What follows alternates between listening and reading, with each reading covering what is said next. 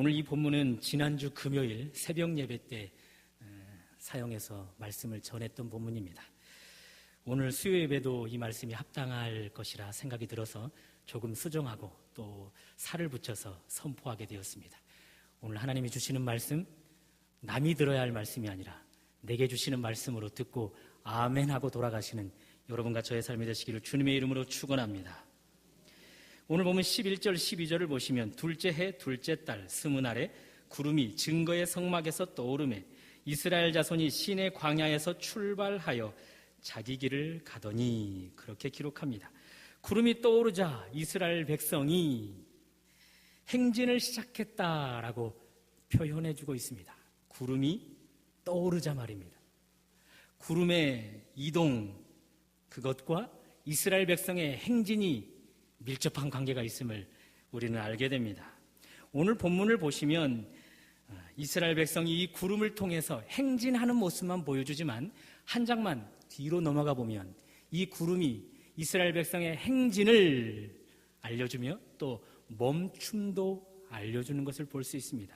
한 장 뒤로 가보실까요? 불편하지만 9장 17절로 가보시겠습니다. 9장 17절 제가 읽어드립니다. 구름이 성막에서 떠오르는 때에는 이스라엘 자손이 곧 행진하였고 구름이 머무는 곳에 이스라엘 자손이 진을 쳤으니, 그러므로 구름이 떠오를 때는 행진을 시작하였고 구름이 떠오르지 않고 성막 위에 머무를 때에는 이들이 행진을 멈추었다, 그렇게 기록하고 있습니다. 그러므로 구름의 이동, 성막에서 떠오름 혹은 성막 위에 머무름, 그것은 행진과 멈춤을 알리는 신호였습니다. 이 신호에 따라 이스라엘 백성은 행진을 하기도 하고 행진을 멈추기도 하였습니다. 자기들 마음대로 행진을 하고 행진을 멈춘 것이 아닙니다. 오늘은 행진하기 좋은 날이라 그래서 행진을 하고, 오늘은 행진하기 좋지 않은 날이라 행진을 멈추거나 그런 일이 없었습니다. 오늘은 행진하기에 적당한 날이라 해서 행진을 하거나 적당치 않은 날이라 해서 행진을 멈추는 일도 없었습니다. 오직 하나님이 보내시는 신호, 그 구름을 따라 구름이 떠오르면 행진을 시작하고 구름이 머무르면 행진을 멈추었습니다. 이 신호군은 다름이 아닌 하나님의 명령이었기 때문에 그렇죠. 출애굽 세대에게는 이렇게 구름이 행진을 알리고 행진을 멈추게 하는 신호였습니다. 오늘날 우리에게도 행진을 알리는 신호와 행진을 멈추게 하는 신호가 있죠. 무엇입니까? 기록된 하나님의 말씀입니다. 하나님의 말씀이 여러분과 저를 때로는 행진하게 하고 때로는 행진을 멈추게 하는 것이죠. 그런 의미에서 여러분과 저는 하나님 말씀에 집중해야 합니다. 하나님 말씀이 선포될 때마다 귀를 기울여서 그 말씀을 집중해야 합니다. 또 보이는 말씀에도 집중해야죠. 보이는 말씀이란 성찬식을 예를 들을 수 있습니다. 성찬식 때 분배되는 떡, 그것은 예수님께서 십자가 위에서 나를 위해 그 몸이 찢기시는 그 몸을 상징합니다. 그러므로 성찬식 때 우리는 떡을 나누면서 우리 주님이 나를 위해 당신의 몸을 찢기셨구나, 그것을 눈으로 보셔야 합니다. 또한 성찬식 때 분배되는 잔, 그 잔은 십자가 위에서 여러분과 저를 위해 흘리던 예수님의 피를 상징합니다. 그러므로 여러분과 저는 성찬식 때 예수님의 피를 보셔야 하는 것이죠. 분잔되어지는 그 잔을 바라보면서 나를 위해 흘리시는 예수님의 피를 볼 수 있어야 합니다. 이렇게 보여지는 말씀도 우리는 집중해야 하는 것이죠. 이스라엘 백성들을 한번 생각해 보십시오. 구름의 이동이 행진과 멈춤을 알려주는 신호였습니다. 만일 구름에 집중하지 못하였다면 행진해야 할 때 행진할 수가 없습니다. 반대로 행진을 멈추어야 할 때 멈추지 않고 계속해서 행진을 하게 되는 것이죠. 스탑! 멈춤이라는 신호 무시할 수 없습니다. 무시했다가는 큰 사고, 작은 사고를 당할 수밖에 없죠. 오늘날 우리에게도 이 집중이 필요합니다. 구름이 예표하는 하나님의 말씀이신 예수님께 집중해야 합니다. 집중해야 이 말씀을 통해서 우리가 행진을 하는 사인임을 알게 되고 또 말씀에 집중을 해야 행진을 멈추어야 하는 사인을 듣게 되기 때문에 그렇습니다. 이렇게 말씀에 집중할 때 작은 사고도 큰 대형 사고도 당하지 않게 되는 것이죠. 사랑하는 여러분, 하나님이 행진을 알리시는 신호를 받기를 원하십니까? 또 행진을 멈추라는 멈춤의 신호를 받기를 원하십니까? 하나님 말씀에 집중하십시오. 들려지는 말씀에 집중하십시오. 또한 눈으로 볼 수 있는 말씀 성찬에 집중하십시오. 다시 말해서 말씀이신 예수님께 집중하실 수 있기를 바랍니다. 여러분과 제가 말씀이신 예수님께 집중하면 말씀이 분명하게 들려질 것입니다. 행진을 시작하라. 행진하기 좋은 날이라 행진을 시작하라. 또 분명하게 하나님의 말씀이 들려질 것입니다. 행진을 멈추라. 행진하기 적당하지 않은 날이라 행진을 멈추라. 그렇게 말씀에 집중하는 여러분과 제가 되어 행진을 그리고 멈춤을 보내는 하나님의 신호를 분명하게 듣는 여러분과 저의 삶이 되시기를 바랍니다. 오늘처럼 수요 예배까지 드리는 여러분이라면 말씀이 잘 들려지는 분들일 것입니다. 주일 예배 한 번만 드리는 사람들보다는 하나님 말씀이 더 분명하게 들려질 것입니다. 행진하라는 신호, 멈춤의 신호가 분명하게 들려질 것입니다. 또 분명하게 들려지는 말씀에 따라 행진을 혹은 멈춤을 반복한 결과 대형 사고는커녕 작은 사고도 당하지 않을 것이라 믿어집니다. 그러나 그렇더라도 우리는 말씀을 듣고 보는 일에 우리의 삶을 점검해 보아야 합니다. 설교 시간에 말씀을 듣고 있다고 해서 말씀이 다 들려지는가? 아니기 때문에 그렇습니다. 설교 시간에 고개를 끄덕이면서 말씀에 반응하는 것처럼 보여도 말씀에 다 제대로 들려지지 않기 때문에 그렇습니다. 또 성찬식 때 보여지는 하나님의 말씀을 눈으로 본다고 해서 다 하나님의 말씀을 보는 것이 아니기 때문에 그렇습니다. 구약 성경을 보면 또 신약 성경에도 보면 하나님이 말씀을 듣는 자들에게 귀를 닫게 하는 벌을 내리실 때가 있습니다. 말씀을 보는 자들에게 눈이 가려지게 하는 벌을 내릴 때가 있습니다. 그래서 마음으로 깨달아 하나님께 나와 돌이키지 못하도록 고침을 받지 못하게 하는 벌을 내리실 때가 있습니다. 구약시대 특별히 이사야 선지자가 활동할 때입니다. 하나님이 이사야 선지자를 통해 당신의 백성들에게 이렇게 무서운 심판의 메시지를 던지십니다. 이 백성에게 이르기를 너희는 듣기는 들어도 깨닫지 못할 것이요 보기는 보아도 알지 못하리라. 그들의 귀가 막히고 그들의 눈이 감기게 하라. 염려컨대 그들이 눈으로 보고 귀로 듣고 마음으로 깨닫고 다시 돌아와 고침을 받을까 하노라. 얼마나 무서운 메시지입니까? 하나님은 이런 무서운 메시지를 당시 이사야 선지자가 활동하던 시대에 그들의 백성에게 이 벌을 내리셨던 것이죠. 또 신약 시대에도 이 무서운 심판을 내리셨는데요. 사도행전 28장을 보시면 바울이 여차여차해서 로마까지 가게 되었습니다. 죄수의 몸으로 로마까지 가서 복음을 증거했죠. 많은 사람들이 바울 앞으로 나와 말씀을 들었습니다. 말씀을 들을 때에 이들에게서 두 반응이 일어났는데요. 한 부류는 말씀을 듣고 믿음으로 반응하였습니다. 그러나 남은 부류는 말씀을 듣기는 들었지만 그 말씀을 믿지 못하고 그 자리에서 일어나 흩어져 버렸습니다. 하나님, 그 자리에서 믿음으로 반응하지 못한 자들을 향해 너무나 고통스러웠을까요? 하나님의 고통스러운 마음을 알았던 사도 바울, 그들을 향해 이사야 선지자 이 무서운 메시지를 그들에게 향하여 선포합니다. 이 백성에게 이르기를 너희는 듣기는 들어도 깨닫지 못할 것이요 보기는 보아도 알지 못하리라 하라. 그들의 귀가 막히고 그들의 눈이 감기게 하라. 염려컨대 그들이 눈으로 보고 귀로 듣고 마음으로 깨닫고 다시 돌아와 고침을 받을까 하노라. 이사야 선지자가 활동했던 때, 바울이 활동하던 때 왜 이들에게는 이런 무서운 심판의 벌이 임했던 것입니까? 하나님의 말씀을 듣지 못해서입니까? 하나님의 말씀, 보여지는 말씀을 보지 않았기 때문입니까? 아닙니다. 이들은 들어왔고 보아왔습니다. 그러나 듣는 일에, 보는 일에서만 그쳐버렸던 것이죠. 말씀을 듣고 깨달아서 돌이켜 고침을 받는 데까지 나가야 하는데, 듣기는 듣지만 보기는 보지만 마음으로 깨달아 돌이켜 하나님께 고침을 받는 데까지는 이르지 못했던 것입니다. 그 일이 그들에게 이 놀라운 무서운 벌을 받게 만들었던 것이죠. 결국 그들 나라를 잃게 되어버렸습니다.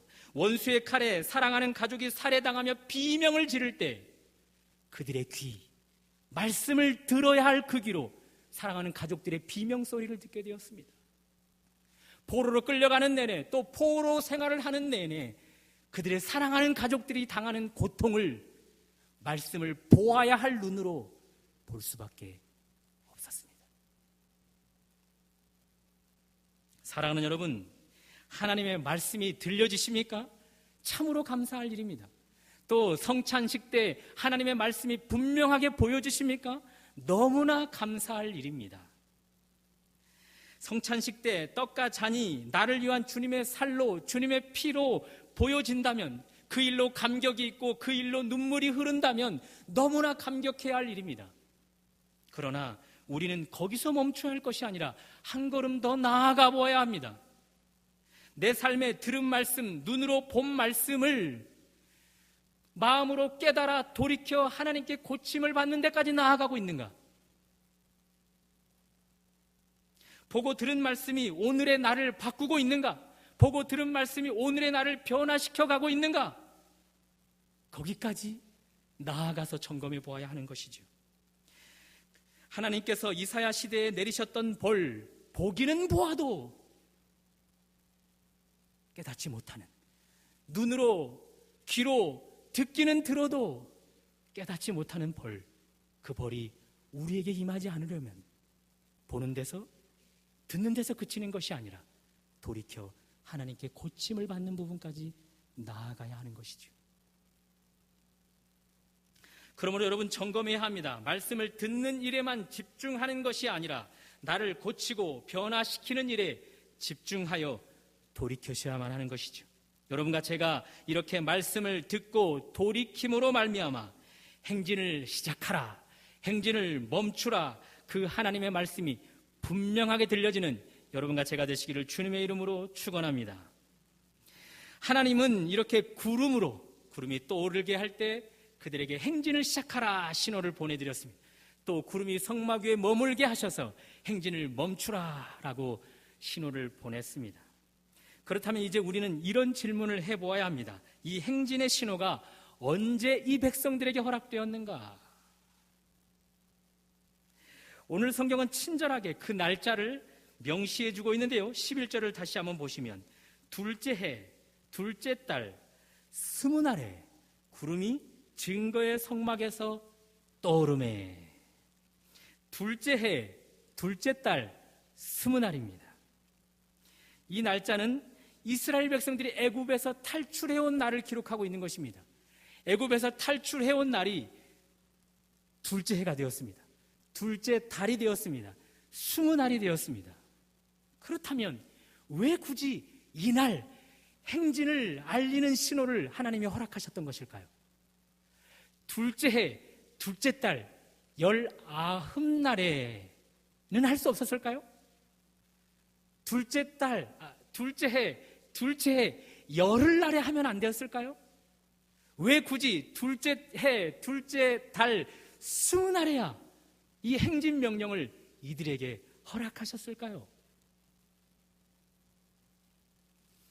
그러므로 이 날짜는 출애굽한 기간을 그저 알리는 날짜가 아닙니다. 하나님의 백성들이 행진을 위한 준비를 하는 날짜로 해석할 수 있는 것이죠. 민수기 1장 1절을 보시면 둘째 해, 둘째 달, 첫째 날에 라고 기록합니다. 오늘 본문은 둘째 해, 둘째 달, 스무 날에 약 19일여간에 하나님은 이스라엘 백성들이 행진할 수 있는 준비 조건을 갖추게 하셨습니다. 크게 두 가지로 말입니다. 한번 따라해 볼까요? 첫째, 내부적으로 예배자가 되게 하셨다. 둘째, 외부적으로 싸워야 할 용사가 되게 하셨다. 둘째 해, 둘째 달, 첫째 날부터 둘째 해, 둘째 달, 20날까지 19일여간에 하나님은 이 민수기 1장에서부터 10장까지 이 두 가지를 준비시켰습니다. 앞에서 말씀드린 것처럼 내부적으로 예배자를 세웠다라는 말은 내위인을 구별시켰습니다. 내위인을 구별시켜서 하나님이 임재하는 성막의 모든 일들을 감당케 하셨던 것이죠. 하나님이 임재하는 곳, 그 현장에 평범한 사람들은 함부로 설 수 없습니다. 죽음을 맞이하기 때문에 그렇습니다. 그래서 하나님과 죄 있는 백성 사이에 하나님은 중재자를 세웠는데 그들이 바로 레위인들입니다. 이 레위인들을 세워 하나님과 당신의 백성들이 만나게 하셨고, 바로 이 레위인들을 세워 그곳에서 예배하게 하셨던 것입니다. 또한 이 레위인들로 인해서 하나님은 당신이 임재할 수 있는 성막을 세우고 그곳에서 예배를 드리게 하고 또 그곳에서 당신의 백성들을 만나 주셨으며, 오늘 본문처럼 이들이 행진을 할 때 이 레위인들로 말미암아 그 성막을 치고 온반하는 일들을 감당케 하셨습니다. 이렇게 하나님은 먼저 레위인들을 세워 당신의 모든 백성들이 하나님께 내부적으로 예배자가 되게 하셨던 것입니다. 19일여간에 이렇게 이들이 예배자로 세워졌을 때 바로 그날이 둘째 해, 둘째 달, 20날이었던 것입니다. 두 번째, 외부적으로 맞서 싸워야 할 영적 용사를 세웠다라는 말은 이스라엘 지파 가운데 12지파가 있는데 각 지파마다 20세 이상으로 싸움에 나갈 만한 자들을 모집하셨던 것이죠. 그래서 그들이 하나님이 임재하는 성막을 동서남북으로 진을 치게 하였습니다. 군대로 진을 치게 하여서 이들로 인하여서 적군들과 싸우게 하였고, 계속되는 승리를 거듭함으로 약속의 땅에 그 땅을 정복하고 차지하게 만들었던 것이죠. 이렇게 이 싸움에 적합한 백성들을 세운 날이, 이 싸움에 적합한 용사들이 준비된 날이 둘째 해, 둘째 달, 20날인 것입니다. 그러므로 이렇게 정리할 수 있습니다. 왜 하나님은 둘째 해, 둘째 달, 20일째가 되는 날에야 이 백성들에게 행진을 알리시는가? 바로 그날이 내부적으로 예배자로 섰던 날이며 외부적으로는 싸움을 할 용사로 섰던 날이기 때문에 그렇습니다. 하나님의 분명한 관점을 알 수 있죠. 내 백성이 내적으로 예배자가 되면, 나아가 그들이 예배자로서 삶의 현장에서 나아가 싸울 용사가 되기만 하면 이들에게 모든 싸움은 백전백승이라. 그래서 이 두 가지가 준비된 그날, 당신의 백성들에게 구름을 떠오르게 하여 행진을 알리셨던 것입니다. 여기서 행진이라는 단어를 잠시 점검해 볼까요? 단순히 앞으로 나아가다라는 의미를 넘어섭니다. 출애굽한 백성들에게 행진이란 약속의 땅에 점점 가까워지는 것이죠. 또 행진이란 여러 전쟁을 승리로 이끌어가면서 영토가 확장되어져 가는 날입니다. 그러므로 행진이란 믿음의 진보라 할 수 있는 것이죠. 신앙의 성장이라 할 수 있는 것입니다. 열매가 맺어지는데 열매의 진보라라고 할 수 있는 것이죠. 그러므로 이런 결론을 내릴 수 있습니다. 하나님은 아무나 약속의 땅에 가까이 나아가도록 진보를 허락하지 않습니다. 하나님은 아무나에게 믿음의 진보, 신앙의 성장, 열매의 진보를 허락하지 않습니다. 하나님은 참 예배자에게, 그리고 예배 후 삶의 현장에서 영적 용사로 준비된 자, 그런 자에게 행진을 알리시고 믿음의 진보를, 신앙의 성장을, 열매의 진보를 가져다 두는 것입니다. 사랑하는 여러분, 여러분과 저의 행진도 마찬가지입니다. 하나님은 여러분과 제가 예배자가 될 때 삶의 현장에서 영적 전쟁을 싸울 용사로 준비될 때 비로소 이 모든 행진, 진보를 허락하시는 것이죠. 우리는 생각합니다. 왜 내 삶의 행진, 다른 말로 진보가 없는 것일까? 또 생각합니다. 왜 신앙의 성장과 열매의 진보가 내 삶에 경험되지 않는 것인가? 오늘 성경의 답은 간단합니다. 여러분과 제가 예배자로 서지 못했기 때문이랍니다. 여러분과 제가 삶의 현장에서 예배자답게 살지 않기 때문이라 말씀하십니다. 하나님은 이 두 가지 조건이 준비되지 않았기 때문에 여러분과 저의 삶의 행진을, 진보를 경험해 주지 않게 하는 것이죠. 먼저 예배자로 서지 못해서, 그리고 삶 속에서도 영적 용사로 서지 못했기 때문에 영적 진보를 허락하지 않는다 말씀하십니다. 사랑하는 여러분, 하나님은 여러분과 제가 균형 잡힌 삶을 살아가기를 원합니다.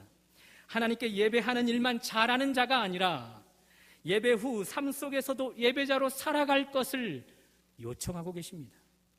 하나님께 예배 가운데 은혜를 경험했다면 삶의 현장에서 그 은혜를 흘려보내는 자, 예배 가운데서 내 삶의 조정을, 내 삶의 변화를, 내 삶의 돌이킴을 요청하는 도전을 받았다면 삶 가운데 가서 도전받은 말씀으로 변화되어야만 하는 것이죠. 내 삶을 조정해야만 하는 것이죠. 하나님께 돌이켜야만 하는 것입니다. 그렇게 예배의 삶과 삶의 현장이 균형을 잡은 신앙인, 그런 자에게 비로소 하나님은 진보를 허락하는 것입니다. 교회 안에서도 예배자로, 교회 밖에서도 예배자로 이 두 가지를 갖출 때 구름이 떠올라 신호를 알렸던 것처럼 하나님의 말씀이 여러분 가운데 분명하게 선포되는 것이죠. 행진을 알리는 신호로 말입니다.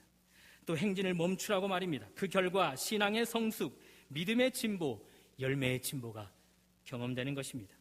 또 하나님의 나라가 풍성하게 경험되는 것이며 그런 사람들에게 영적 전쟁의 승리로 말미암아 삶의 영토가 지경이 계속해서 확장되는 것입니다. 그렇다면 물어보겠습니다. 여러분은 교회 안에서 참 예배자이십니까? 하나님이 찾으시는 참 예배자이십니까? 또 한 번 묻겠습니다. 교회 밖에서도 참 예배자이십니까? 하나님이 찾으시는 참 예배자로 세상에서의 삶을 살아가고 계십니까? 아벨과 가인 둘 다 예배자였습니다. 하나님께 동일하게 예배를 드렸습니다. 아벨은 양의 첫 새끼와 기름을 가지고 예배를 드렸습니다. 가인은 밭의 소산을 가지고 예배를 드렸습니다. 하나님 두 사람의 예배를 다 받지 않으셨습니다. 아벨과 아벨의 제물은 받으셨습니다. 그러나 가인과 가인의 제물은 받지 않았습니다. 가인, 그와 그의 제물이 하나님께서 받지 않았다면 이유를 찾아야만 했습니다. 왜 나의 예배는 받지 않으셨는가? 그 이유를 찾아서 삶을 돌이켜 하나님이 받으시는 예배를 다시 드려야만 했습니다. 그러면 하나님이 얼마든지 그 예배를 받아주실 수 있었습니다. 그러나 가인, 예배를 받아주지 않자 오히려 하나님께 화를 냈습니다. 예배를 받아준 아벨 동생에게 화를 냈습니다. 너무나 화가 난 나머지 그 동생을 들에 나아가 돌로 쳐 죽여버립니다. 여러분과 제가 교회에서 예배자로 서는 것 쉽지 않습니다. 아무렇게나 예배하면 하나님이 받아주지 않기 때문에 쉽지 않은 것이죠. 그러니 예배자로 서는 일이 쉽지 않습니다. 하나님께서 받으실 때까지 나를 점검하고 하나님께서 나의 예배를 받으실 때까지 내 삶을 돌이켜야만 하기 때문에 하나님께서 찾으시는 예배자로 사는 것 쉽지 않습니다. 그렇더라도 교회 안에서는 이런 어려움을 제법 해내는 듯합니다. 어떻게 해서든지 예배자로 서려고 하는 모습을 보게 됩니다. 그도 그럴 것이 예배자로 서면 설수록 교회에서는 열렬하게 교회 공동체 안에서 환영을 받기 때문이죠. 높임을 받기 때문이죠. 그 인정을 받기 위해서라도, 그 높임을 받기 위해서라도 교회 안에서는 제법 예배자로 서려고 하는 모습을 보게 됩니다.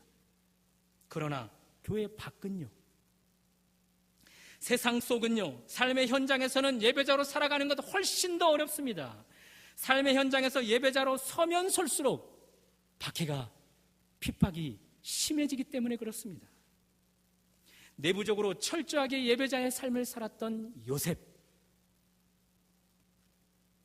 다른 누군가의 노예가 되어서 삶이 벼랑 끝으로 떨어진 것 같은 그런 삶을 살았지만 그 요셉, 그곳에서 내부적으로 하나님 앞에 예배자로 신실하게 섰습니다. 그리고 그는 하나님 앞에서뿐만 아니라 삶의 현장, 세상 속에서도 예배자로 살기를 원했습니다. 바로 그때 유혹이 다가옵니다. 나와 동침하자! 그러면서 주인의 아내가 그를 성적으로 유혹해 왔습니다. 그때 요셉, 예배자로서 삶의 현장에서도 그 유혹을 뿌리쳐 예배자다운 삶을 증명해내었습니다. 그 결과가 무엇이었습니까? 더 추락하는 일이었습니다. 감옥으로 들어가게 되었습니다. 죄수들과 함께 옥중 생활을 견뎌야만 했었습니다. 세상에서는 이렇게 예배자로 살아가면 갈수록 고난이 우리를 찾아옵니다. 핍박이 우리를 찾아옵니다. 또 예배자로 살아가면 살아갈수록 이렇게 우리 안에 더 떨어지는 벼랑 끝으로 추락하는 일들이 있게 되는 것이죠.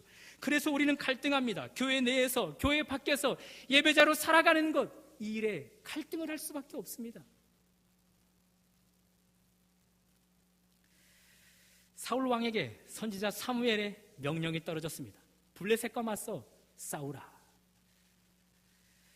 블레셋과 싸우기 위해서 병사들을 다 모아들인 사울 왕, 이제 지시만이 떨어지기를 기다리고 있었습니다. 그런데 엉뚱한 지시가 내립니다. 사무엘 선지자가 와서 예배를 드리기까지 나가서 싸우지 말아라.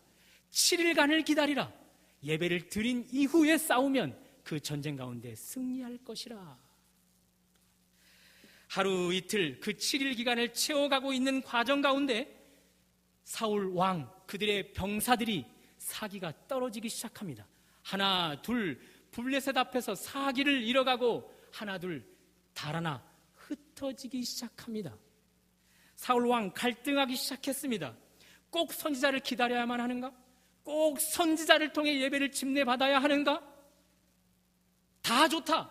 그 선지자를 기다리는 동안 내 병사들이 하나둘 흩어져 가고 있는데 이 일은 어떻게 하는가? 군사들이 사기가 떨어져서 하나둘 도망가고 흩어지고 있는데 이 일은 어떻게 하는가? 내가 저 예배를 집례해버리면 안 되는가? 그래서 이만큼이라도 나온 군사를 데리고 싸우면 안 되는가? 갈등해야만 했습니다. 여러분이 사울 왕 같으면 바로 이런 순간에 어떤 선택을 하시겠습니까? 군대가 흩어지고 달아나는 것을 보더라도 하나님의 말씀이 7일을 채우라. 7일을 기다려서 사무엘 선지자를 통하여 예배를 드리라. 그런 뒤에 싸우라. 그렇게 말씀에 순종하여 흩어지는 군대는 바라보지 않겠습니까? 아니면 예배가 밥 먹여주나? 까짓것 아무나 예배 드리면 어때? 하면서 선지자만이 드릴 수 있는 예배를 내가 드리겠다 하면서 하나님께는 불순종하며 흩어져가는 도망가는 군대를 지키시겠습니까? 여러분과 저도 이럴 때 갈등하기 시작하는 것이죠. 신앙을 선택할 것인가? 내가 직면한 현실을 선택할 것인가? 신앙을 선택하면 직면한 현실을 희생해야 합니다. 직면한 현실을 선택하면 신앙이 희생을 당해야 합니다. 이중장부를 쓰라. 회사에서 그것을 요청해 옵니다. 신앙의 양심은 이중장부를 쓰면 안 됩니다. 그때 여러분은 어떻게 하시겠습니까? 독실한 불교 신자와 회사를 상대로 큰 거래를 성사시켜야만 합니다.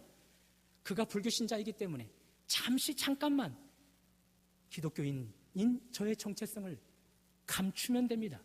그런데 신앙의 양심이 허락하지 않습니다. 그때 여러분은 잠시라도 신앙의 정체성을 감추며 큰 거래를 성사시키시겠습니까? 아니면 그 성사가 무효가 된다 할지라도 신앙을 지키시겠습니까?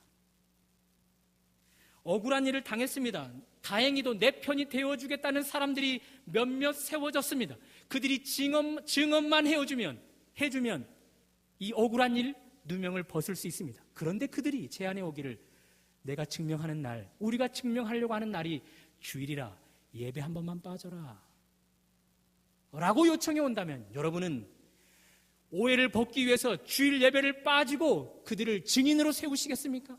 아니면 오해를 받더라도 예배를 드리시겠습니까?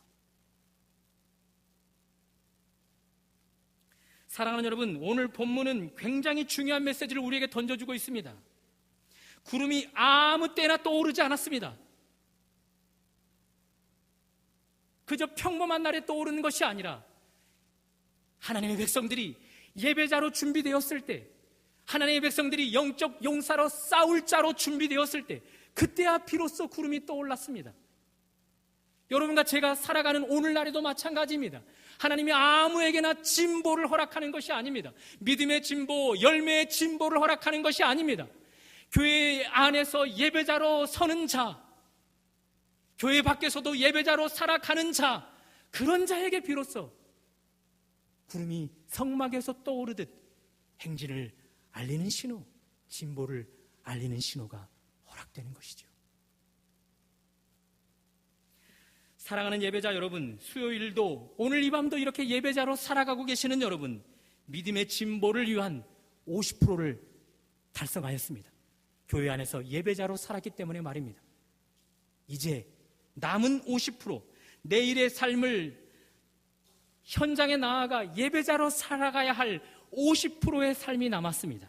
바라기는 그 50%의 삶을 현장에서 체험으로 말미암아 행진을 허락하는 믿음의 진보, 신앙의 진보, 열매의 진보가 있으시기를 주님의 이름으로 축원합니다. 이렇게 하나님은 말씀을 듣기만 하고 보기만 하는 자들에게 하나님의 말씀을 들려주지 않습니다. 하나님의 말씀을 듣고 보고 내 삶을 자꾸 말씀 앞으로 돌이키는 자에게 행진의 신호를 분명하게 들려주십니다. 또 하나님은 아무에게나 행진을 시작하라 말씀하지 않습니다. 내부적으로는 예배자로 준비된 자, 외부적으로 주님의 싸움, 영적 싸움을 할 자로 준비된 자, 그런 자들에게 행진을 허락하는 것이죠. 그렇다면 마지막 질문을 해보아야겠습니다. 말씀에 집중하고 교회 안팎으로 참 예배자로 사는 자에게 행진, 믿음의 진보가 이루어지는 이유는 무엇일까요? 34절입니다. 여러분이 한번 읽어봐 주시겠습니까? 오늘 본문 10장 34절 시작.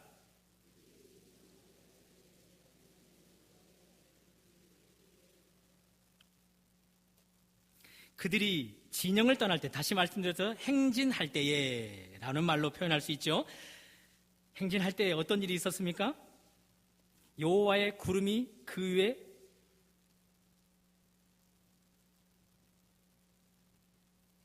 죄송합니다. 34절이 아니라 33절이었습니다. 죄송합니다. 다 같이 한번 읽어보실까요? 시작. 그들이 여호와의 산에서 떠나 3일 길을 갈 때에 여호와의 언약궤가 그 3일 길에 앞서가며 그들의 쉴 곳을 찾았고. 이들의 행진보다 누가 앞서가고 계십니까?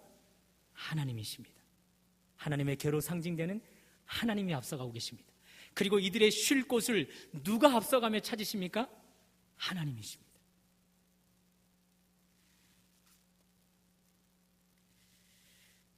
이렇게 하나님의 앞서 행하심, 이것이 말씀에 집중하는 자, 교회 안팎에서 예배자로 살아가는 자들에게 계속되는 진보가 허락되는 비결인 것입니다.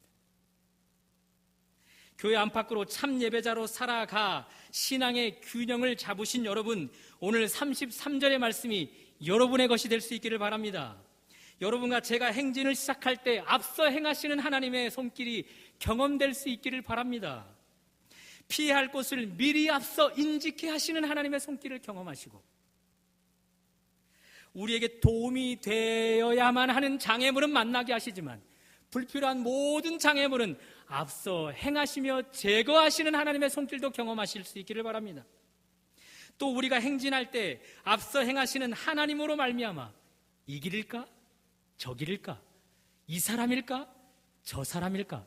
선택의 기로 앞에 서기 전 우리에게 이 사람을, 그리고 우리에게 저 길을 선택하게 하시는 하나님을 경험할 수 있기를 바랍니다. 나아가 이 모든 일을 위해 친히 앞서 행하시면서 하나님으로 말미암아 여러분과 저의 믿음의 진보, 삶의 진보, 열매의 진보를 가져다주는 그 하나님을 경험하실 수 있는 은혜가 있으시기를 주님의 이름으로 축원합니다. 사랑하는 여러분, 말씀을 보고 듣는 일에만 집중해서는 안 됩니다. 보고 들은 말씀을 통해 깨닫고 돌이키는 데까지 나아가야 합니다. 꼭 그렇게 해서 듣는 귀가 둔해지거나 보는 눈이 가려져서는 안 되는 것이지요.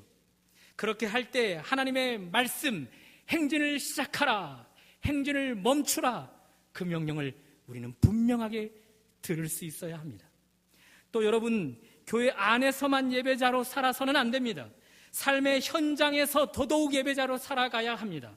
하나님, 교회에만 계세요. 세상은 제가 더 경험자입니다. 그러므로 세상 일은 저 스스로 얼마든지 해결할 테니 하나님은 교회에만 계십시오 라고 하면 삶의 현장에서 진보는 단 한 걸음도 내딛지 못하게 될 것입니다.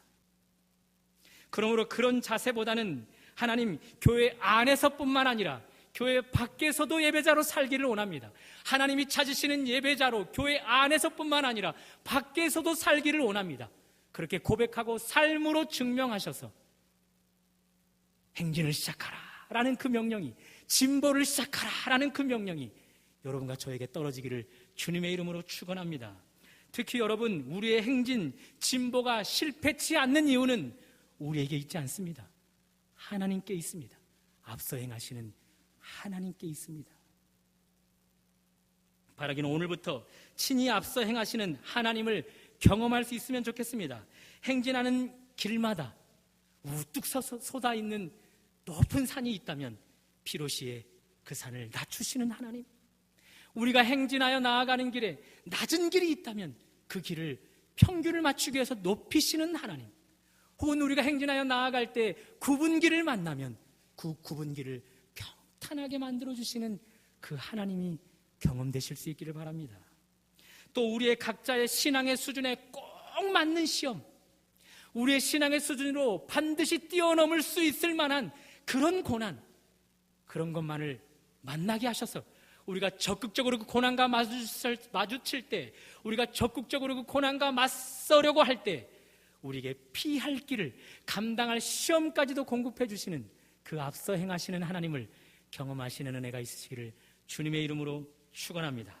그 결과 지속적으로 행진을 하시되 진보의 행진, 열매의 진보를 경험하시는 여러분과 저의 삶이 되시기를 주님의 이름으로 축원합니다. 하나님, 행진을 시작하라, 이 명령 우리에게도 내려지기를 원합니다. 예배자로 준비되는 우리가 되어 삶의 현장에서 더더욱 예배자가 되는 일로 준비되어 행진을 시작하라 라는 명령이 이곳에 있는 우리 모두에게 허락되게 하여 주옵소서. 내 삶의 진보, 내 삶의 믿음의 진보, 열매의 진보가 계속되기를 원합니다. 앞서 행하시는 하나님으로 말미암아 이 열매를 계속해서 경험하는 우리 모두가 되게 하여 주옵소서. 예수님 이름으로 기도드립니다.